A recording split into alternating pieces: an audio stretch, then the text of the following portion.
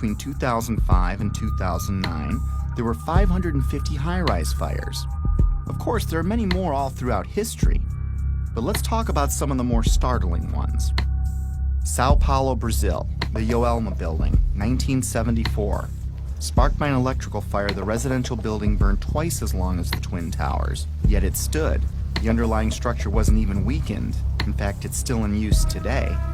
The MGM Grand, which is now Bally's in Las Vegas, Nevada, caught fire in 1980, killing 85 people. It's had a few facelifts and ownership changes, but the structure underneath was never compromised. It's still in use today. Los Angeles, California, 1988. What was then called the First Interstate Bank building burned for 3.5 hours. No structural failure at all. In fact, an insurance company moved in, and today it's known as the Aon Center.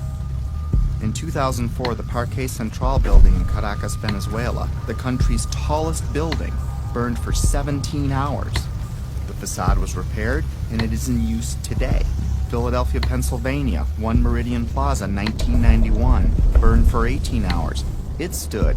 Beijing, China, the Mandarin Oriental Hotel, burned for 6 hours in 2009. It stood.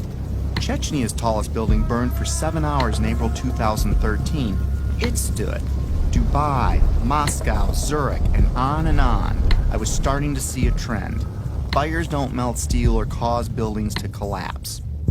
The World Trade Center has itself burned many times with no structural failure or weakening. Some significant dates include February 13, 1975, when the 9th to the 14th floors burned for 3 hours.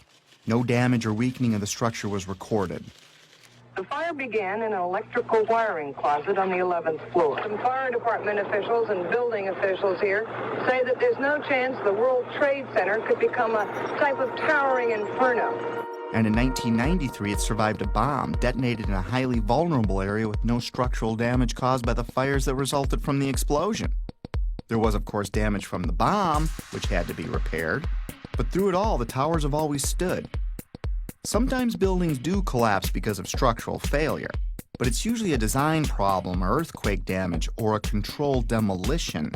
Buildings don't come down because of fire, but when they do collapse, they tend to tip over and stay connected. After reviewing hundreds of fires, I could find only 3 occurrences of fire bringing down a steel-framed high-rise in all of history, and all 3 were on 9/11. High-rise buildings simply do not collapse due to fire.